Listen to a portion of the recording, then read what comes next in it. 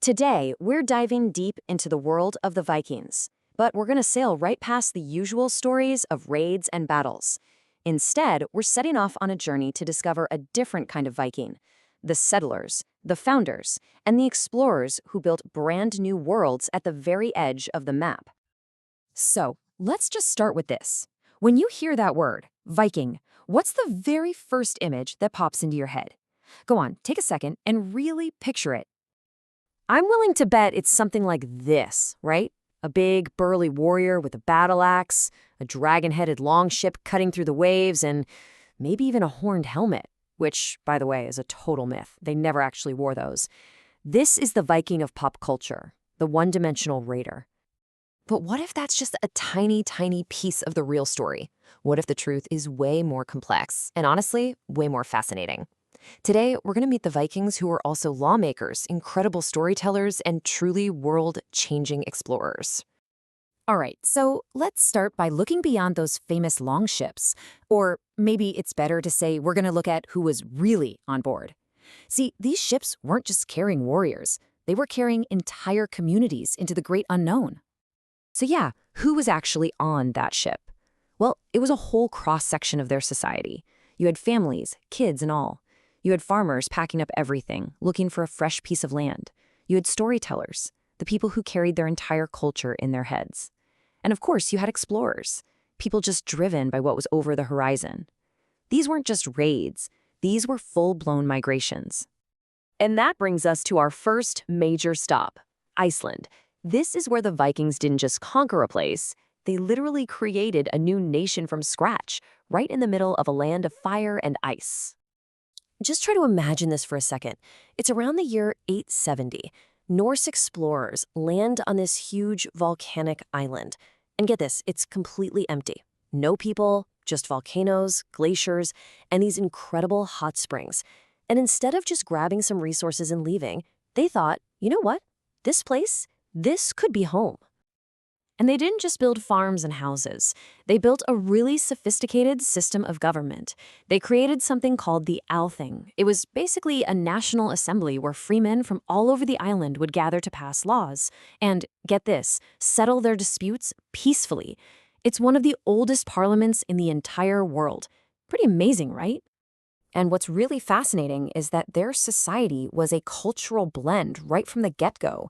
Modern DNA and old records tell us that while the male settlers were almost all from Scandinavia, a huge number of the founding women actually came from Ireland and Scotland. So from its very birth, the Icelandic nation was this unique mix of Norse and Gaelic cultures. But they didn't just build a new society, they wrote its story down. The Icelanders gave us the sagas. These are just incredible, epic tales of heroes, long voyages, monsters, and intense family feuds that people still read today. These stories are our window into their world, an absolutely priceless literary treasure. But the journey didn't stop in Iceland, oh no. From there, they pushed even farther west, right to the absolute limits of what they knew, settling in some of the most extreme environments you can possibly imagine. So, let's talk about Eric the Red. Around 985, he leads a group of settlers to this massive icy island, and in what has to be one of the best marketing moves in history, he calls it Greenland. Why? To make it sound a lot more appealing to anyone thinking of moving there. It was a tough sell for sure, but hey, it worked. And they didn't just pop in for a visit, they stayed. For almost 500 years, a Norse society actually thrived there. They hunted seals, they farmed in these little sheltered fjords, and they traded valuable stuff like walrus ivory back to Europe. These people were absolute masters of survival. But then, the story takes this really mysterious turn. Sometime in the 1400s, the Greenland colonies just disappeared. They vanished. Was it a change in climate that made farming impossible? Did they lose contact with Europe? Or was it something else entirely? We still don't know for sure. It's one of history's great unsolved mysteries.